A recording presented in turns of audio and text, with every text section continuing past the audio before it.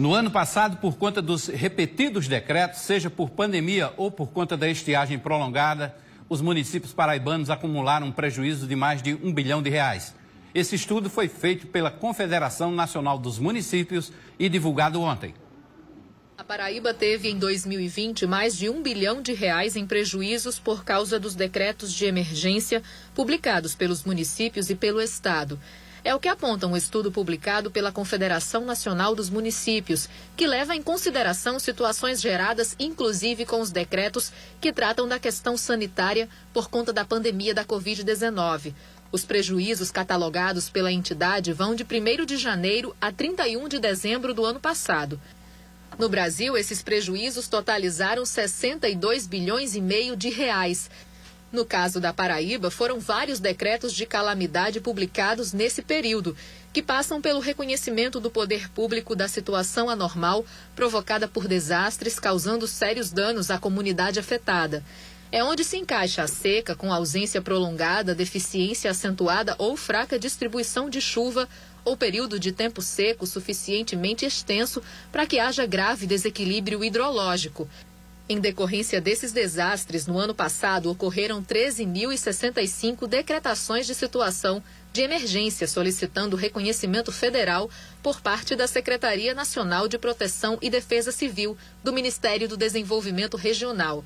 Com o reconhecimento dos decretos, se estabelece uma situação jurídica especial para a execução das ações de socorro e assistência humanitária à população atingida. A Confederação Nacional dos Municípios destaca que o número alto de decretações se deve também pelo impacto negativo causado pela Covid-19 nos municípios afetados. Foram 7.790 decretos decorrentes da pandemia, correspondendo a 59,6% dos mais de 13 mil publicados. O estudo não leva em conta 3.432 registros que ainda estão sob análise do Ministério do Desenvolvimento Regional. Os meses de 2020 com maiores prejuízos foram o de março, com mais de 13 bilhões, maio, com 11 bilhões e 700 mil e em abril, com mais de 12 bilhões de reais.